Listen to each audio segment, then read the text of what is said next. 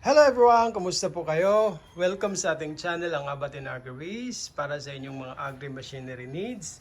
Mga kasaka, ito tayo, gumagawa tayo or nagkikiskis tayo ng palay dahil wala tayong bigas. So ito po ang sample natin. So tinitesting natin itong ating rice at corn mill machine, mga kasaka. Ang ganda nitong rice at corn mill machine natin, nasa 200 kilos ang production capacity niya. Tapos ang suabe kasi walang tapon dito, mga kasaka. Ang ipa nito powder na rin, pwede nang ihalo sa paggawa ng feeds, mga kasaka. So ito po, try po natin. So kung gusto niyo makatipid guys, ito na po yung sagot natin sa mahal na bigas.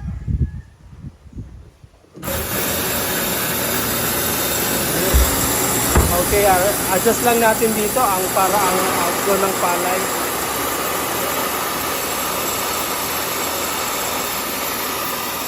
Ito na po,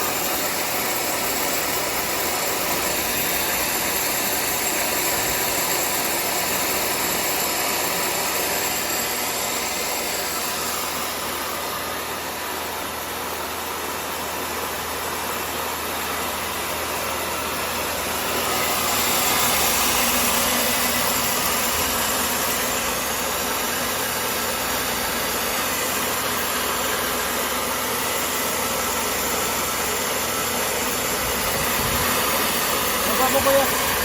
Baba.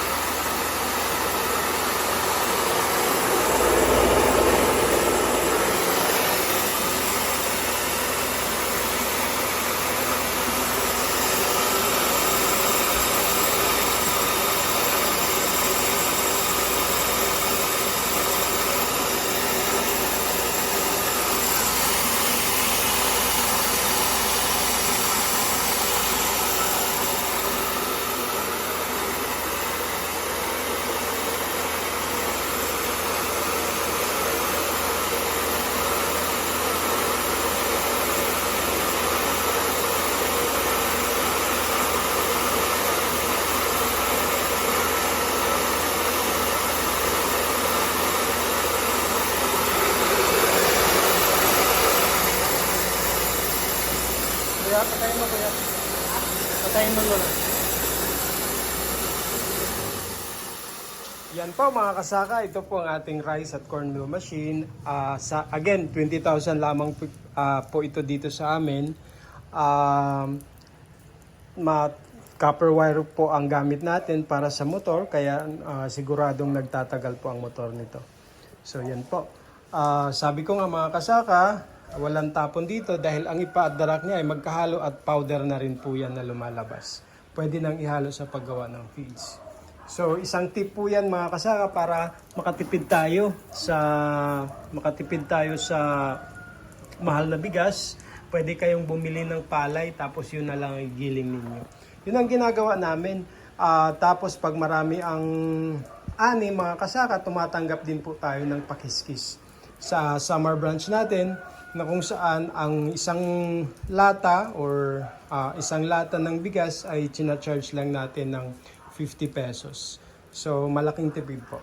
So again mga kasaka, kung gusto nyong magbigasan business din, pwede din kayong mamili ng palay tapos ibenta niyo ng bigas.